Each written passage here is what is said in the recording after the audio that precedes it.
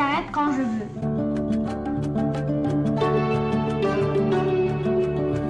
Alors, mes chers amis, comme vous le savez, la Cour suprême américaine révoquait le droit de l'IVG. Et de l'autre côté, la France va enregistrer ça dans la Constitution française, comme quoi ce droit n'est pas révocable. Les filles, ça vous concerne, vous voyez. Les filles, les femmes, ça vous concerne. Euh, c'est vrai que ça, c'est très important, moi, je pense, pour notre société mondiale. C'est très important. Les fanatiques religieux n'ont pas le droit d'imposer leur volonté religieuse aux femmes, qui sont aux femmes, aux hommes, hein, mais c'est terminé le Moyen Âge. Maintenant, dans ce monde-là, il y a actuellement une seule religion qui impose. Mais voilà. Vous savez, IVG, c'est vrai que c'était passé à l'Assemblée en 1975 par Miss Simone Veil, Madame Simone Veil, qui n'est plus là. On va le remercier, c'est une femme combattante, courageuse. Il a fait quelque chose qui est très important pour l'humanité.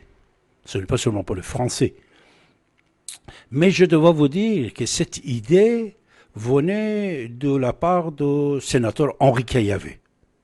Henri Caillavet, vous le connaissez, au moins si vous nous avez écoutés depuis 40 ans sur cette antenne. J'ai eu le plaisir d'avoir une amitié très serrée avec le sénateur Henri Caillavet. Chaque fois que je l'invitais à la radio, il venait avec grand plaisir. Et chaque fois que je voulais le voir aussi avec grand plaisir, je le voyais chez lui à Neuilly.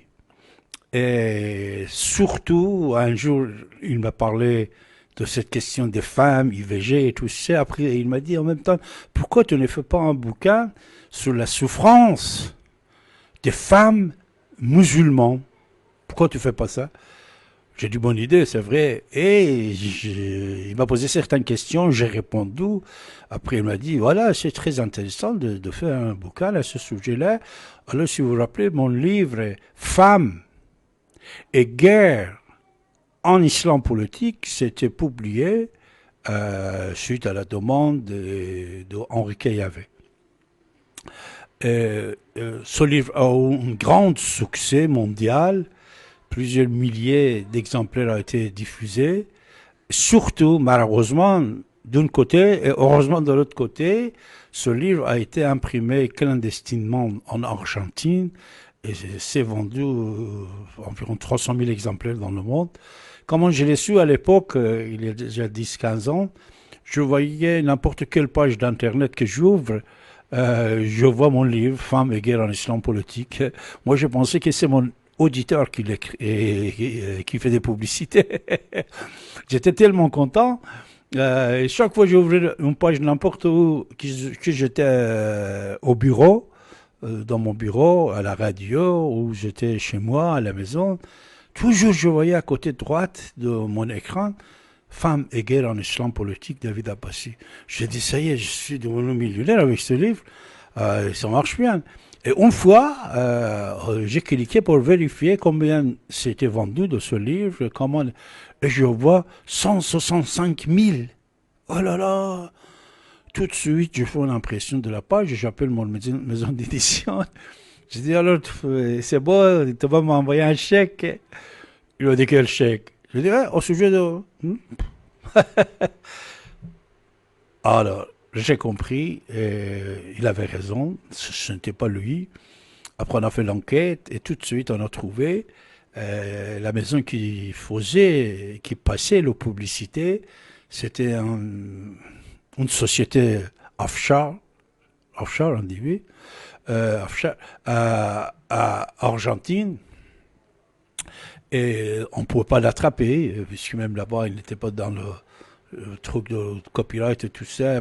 Enfin, personne n'a pas pu faire quelque chose. Mais ils ont vendu plusieurs centaines de milliers de ce livre, Femmes et guerre en islam politique. Et j'ai le plaisir d'avoir un préface. Une préface du sénateur Henri Caillavet, juste au départ de ce livre, qui était très intéressant, courageux pour moi. Lui-même, qui était un grand écrivain, ministre, sénateur, il n'a pas fait préface pour quelqu'un, il m'avait préfacé mon livre. C'est un de mes souvenirs assez énorme dans ma vie. Par exemple, un ami de Picasso qui s'appelle M. Seyhoun, fondateur de Beaux-Arts iraniens. Seyhoun, il m'a dessiné 2 fois. Chaque fois, ça coûte tellement cher le travail de Seyhoun. Et il a donné plusieurs expositions avec Picasso et Dali, Salvador Dali, à Paris. Et il m'a dédicacé même certaines brochures, tout ça. Et la Maison Blanche, à l'époque de George Bush, ils ont acheté plusieurs de ces tableaux de Hu Chang Seyhoun, parce qu'après il était exilé, hein, et toujours une grande salle d'exposition, atelier, à Téhéran, existe à son nom, atelier de Seyhoun. Il est l'architecte de plusieurs monuments historiques contemporains iraniens, qui sont le tombeau d'Omar Khayyam, Ferdowsi, Avicenne, en Iran.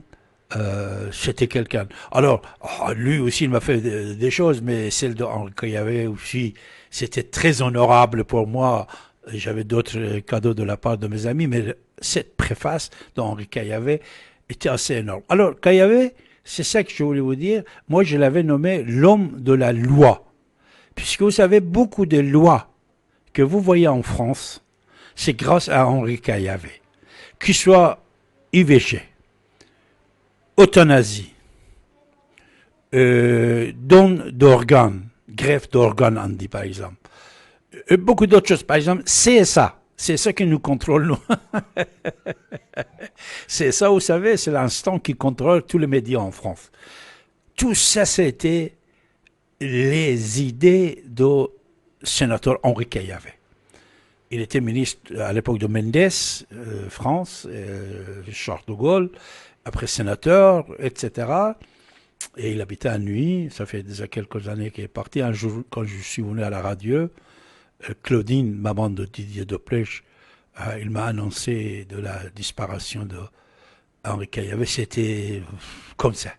Alors ce soir, toujours, vous avez la parole, mais tout à l'heure, je vais vous diffuser un petit extrait, on peut dire, extrait d'entretien que j'ai eu avec Henri Caillavet, qu'il va nous dire lui-même concernant l'euthanasie.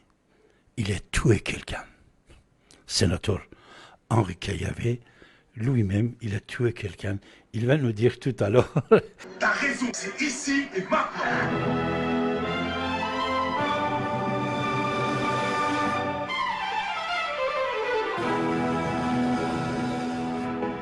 Vous êtes à l'écoute de la radio Ici et Maintenant sur 95.2 FM et sur l'internet icietmaintenant.com. Vous écoutez radio Ici et Maintenant sur 95.2 FM, vous regardez la télé Ici et Maintenant.com, bien sûr, dans le monde entier.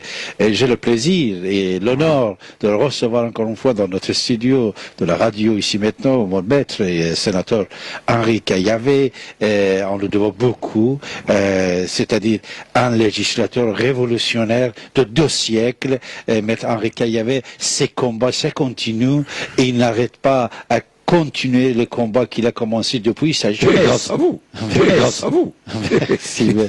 En plus, je ne vous cache pas, je suis n'importe où, mon cher maître Henri Caillavet. J'étais à Londres l'autre jour, à Luxembourg, j'ai donné une conférence, en Belgique. Vous savez que les gens, ils vous connaissent, ils ont beaucoup de respect pour vous.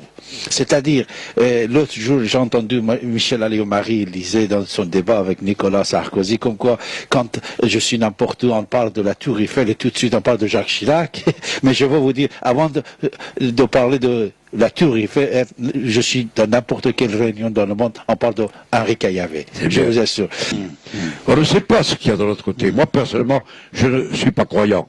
Mais je respecte ceux qui croient. Il y a peut-être en effet autre chose. Mais ce basculement, il ne faut pas être seul. Et mon père avait fixé la date. Et il nous a dit, c'est ce jour-là. Et c'est vrai que c'est ce jour-là. C'était quel jour, maître Henri? Pardon? C'était quel jour? C'était, vous rappelez? Jeudi 26 décembre 1960. On avait passé le déjeuner. Quelque rapport avec le 25 décembre? Non, on avait déjeuné. On avait eu le déjeuner de Noël. Déjeuner Il y avait mes enfants, il y avait ceux de mon père, de mon frère. Mon père a été parfait. Personne ne pouvait savoir ce qui allait se faire. Mais monsieur Bassis, je vais vous dire, ce n'est pas d'avoir aidé papa à mourir qui est dur. C'est que nous n'avons pas pu le dire à nos femmes. Or, moi, je devais une partie de ma liberté par rapport à la Gestapo, parce que ma femme n'a pas bronché. Elle avait son gros ventre, elle allait accoucher, elle a été violentée intellectuellement, elle n'a pas... Et je peux dire à celle qui m'avait déjà donné 4 enfants, que j'avais aidé mon père à mourir. De peur, un jour un popo, en discutant, qu'un enfant l'ait entendu. Et mon frère et moi, nous sommes convenus de n'en parler que beaucoup plus tard. Et de fait, c'est 15 ans plus tard. 15 ans. Que mon frère et moi, alors. nous l'avons dit à nos femmes. Mais ma femme m'a dit, je m'en doutais et je le savais. Donc elle l'avait compris. Parce que je l'avais quitté, j'étais revenu, j'étais bouleversé. Et aux obsèques de mon père, au crématoire, je pensais quand même, quand j'ai vu partir le cercueil, je pensais que c'était moi qui avais donné la mort avec mon frère. Bon, tout ça, c'est pour vous dire que la mort fait partie de la vie. Il faut respecter la mort. Il faut non pas l'occulter, mais l'humaniser. Elle est en nous. Elle est inéluctable. Donc, que nous soyons venus dans l'univers sans aucune cause, que l'on soit né par le hasard ou la nécessité, même s'il n'y a rien dans l'au-delà, peu importe. On a été des êtres humains. On a le droit à être respecté en cette qualité humaine. Et même si nous n'avons été qu'une petite luciole dans la nuit, et que notre existence est infiniment petite par rapport au cosmos, il faut respecter autrui. Et la dignité de la mort fait partie de la dignité de la vie. Alors, sur tous ces combats, c'est vrai que j'ai mené, mais il y en a un autre, auquel je me suis également attardé, c'est la défense des homosexuels. Ah oui, c'est vrai. Moi, je considère que l'identité sexuelle doit être protégée. لطفاً برای بهتر دیده شدن کانال ویدیو رو لایک کنید، کانال رو سابسکرایب کنید و علامت زنگوله رو هم بزنید تا از آپلود جدیدترین ویدیوها با خبر بشید. از همراهی و حمایت شما سپاسگزاریم.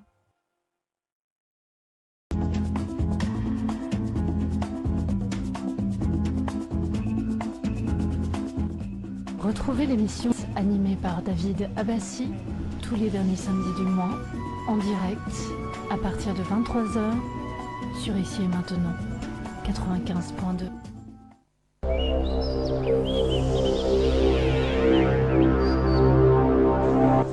Vous écoutez Radio Ici et Maintenant sur 95.2 FM. Vous avez la parole en composant le 08 92 23 95 20. J'arrête quand je